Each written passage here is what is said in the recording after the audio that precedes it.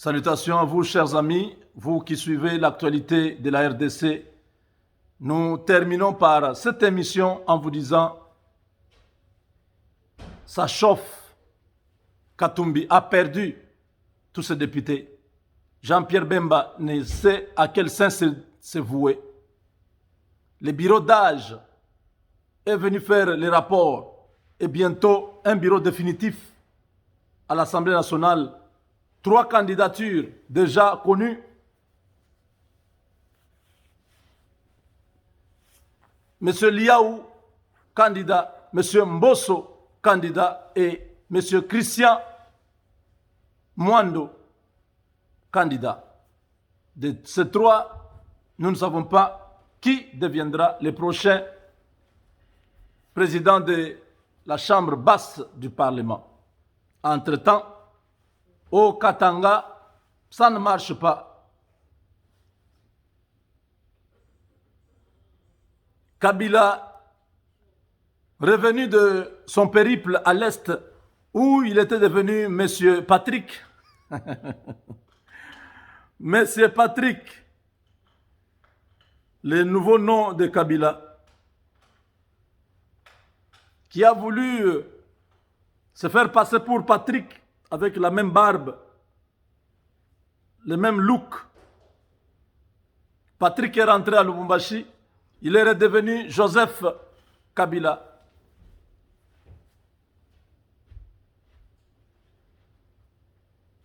Le bureau de crise du FCC, dirigé par Raymond Chibanda et les autres comme Geneviève Vinagossi, ont sollicité de rencontrer l'ancien président, l'ex-chef de l'État. Et finalement, ils ont été reçus en audience. Au sorti de cette rencontre, sur le visage de Raymond Chibanda, on pouvait lire la tristesse, le désarroi, la confusion.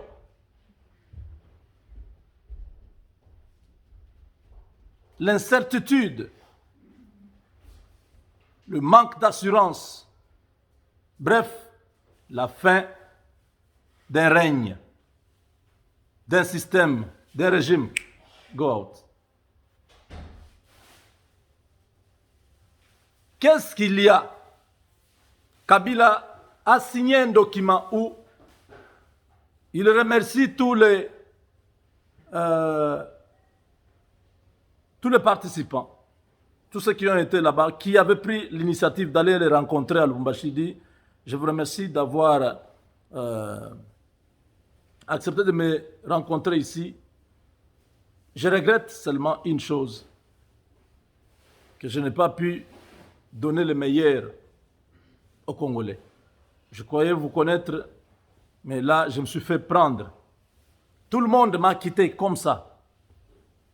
Pendant que le mot d'ordre était clair, nous avons parlé, même à la veille de la chute de Mabunda. Mais ce qui s'est passé dans la salle m'a choqué. J'ai pris ma décision de ne plus m'occuper de la politique. Je suis un ancien militaire. Je connais les conséquences de la guerre. Ne comptez pas sur moi pour faire la guerre à la République. Il y aura beaucoup de conséquences. Je souhaite vous laisser aller négocier individuellement avec l'actuel président. Moi, je m'occupe de mes propres affaires.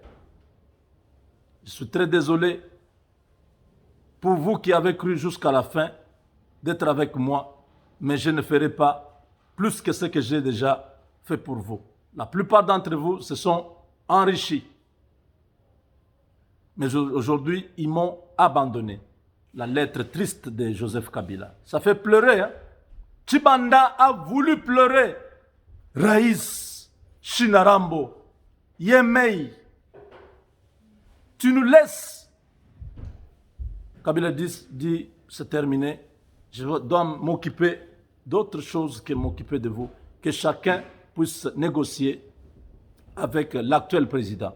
En d'autres termes, Kabila jeta l'éponge et pleura amèrement de ce que personne ne fut trouvé digne d'être à ses côtés. La lettre triste de Joseph Kabila à ses disciples. Oh, ça fait mal. Ça fait très mal. Donc, Kabila a compris enfin que les Congolais l'ont abandonné parce qu'ils ont vu qu'il n'a plus rien à leur offrir et que la CPI est en train de les guetter déjà. Le rapport mapping fait pression pour qu'il y ait un tribunal sur la RDC. Face à tout ça, et surtout face à l'incapacité de pouvoir faire la guerre à Tshisekedi, qui est sur le plan diplomatique très fort et sur le plan politique déjà encore très fort, Kabila se retrouve dans l'impossibilité de faire la guerre à Tshisekedi. Il comprend que ça ne sert à rien. Cet homme-là, il y a des signes qui ne trompent pas. Si nous continuons à forcer, nous allons nous faire broyer. Oh, la lettre triste de Joseph Kabila à ses troupes. Je vous abandonne au milieu de l'océan, que chacun se débrouille. Sauve qui peut. Et quelle situation, quel retournement. En d'autres termes, Kabila dit à ses troupes, quand on va vous arrêter, ne m'appelez pas. Quand vous serez traîné dans une prison, je ne viendrai pas vous chercher. Quand vous allez perdre vos avantages, ce n'est pas mon problème. Quand vous serez menacé de crimes, de guerres, de génocides, crimes contre l'humanité, ce n'est pas mon problème. Galates 6:5. Chacun portera sa propre charge. Ça, c'est la conclusion de Kabila. Nous avons dit à tous ces gens, servez le pays, ne servez pas un individu. Les membres du FCC croyaient que Kabila a encore l'espoir sur Biden et tout ça. On lui a dit, même Biden ne fera rien pour toi, monsieur Kabila. Les Américains sont les mêmes. Quant à la politique étrangère, vous allez vous faire griller. L'argent est bloqué déjà. Les ennuis continuent. Kabila voit tout ce qu'il a construit autour de lui en train de s'effondrer. Il se dit, jour pour jour, je suis en train de vivre les désarrois, les désastres.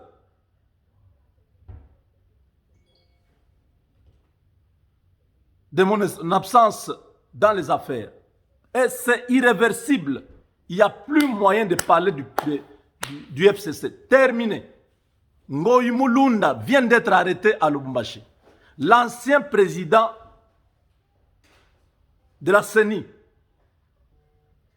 celui qui avait organisé les élections bâclées de 2011, l'homme qui était resté encore attaché à Kabila, qui a vendu tous ses immeubles à Kinshasa, qui n'a plus rien, qui a suivi Kabila à Lubumbashi, en voulant lui dire que nous sommes là, voilà, nous sommes prêts, même la sécession et tout ça. Arrêtez! Mbosso, Kouriampuanga et Tambo Mwamba sont allés voir le président Félix pour lui faire rapport. L'affaire Bahati Lukwebo, l'informateur, a fait savoir que tout est bon, tout est positif. Cette semaine, il va commencer à recevoir les chefs des partis politiques, donc pour leur ralliement dans l'Union sacrée. Et ça va être vite fait. Il reste 2 semaines pour la fin de la session. Le ministère des Finances venait de libérer l'argent pour cette session. Voilà l'implication du chef de l'État. Beaucoup de choses se passent actuellement. Celui qui ne connaît pas Ngoy Mulunda, c'est celui-là.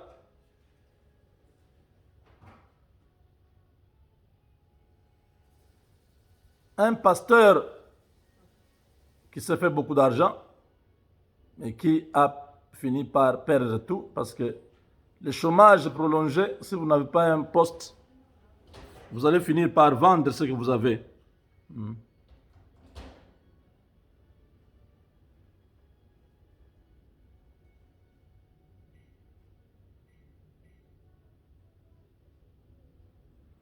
Ils peuvent quitter l'Union sacrée, ce n'est pas un problème parce que le président de la République, Félix Tshisekedi, ne veut plus travailler avec des opportunistes. Il veut le soutien des personnes vraies. Nous allons avancer avec ou sans la plateforme Ensemble pour le changement. Retenons qu'en réalité, Bahati Lukwebo, l'informateur, n'a pas un grand travail. La majorité a été déjà sélectionnée de soi-même, a déclaré un proche du président Félix Tshisekedi. Donc vous avez compris que ces gens peuvent faire leurs manœuvres. Ils sont foutus, ils sont nuls.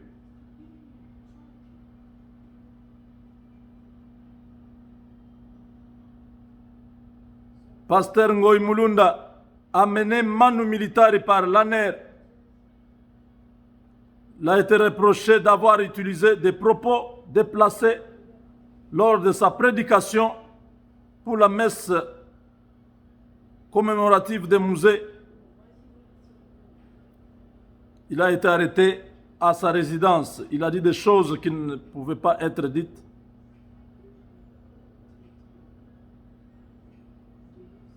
Pasteur de passe-temps.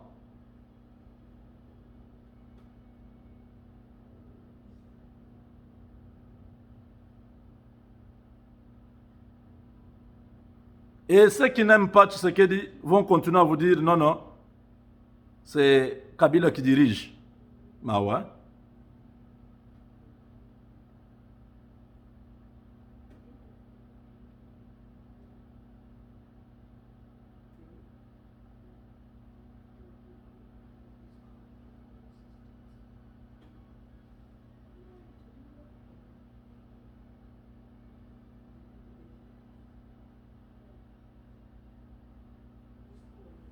Ngoy Mulunda a parlé, il a poussé à la sécession dans sa prédication.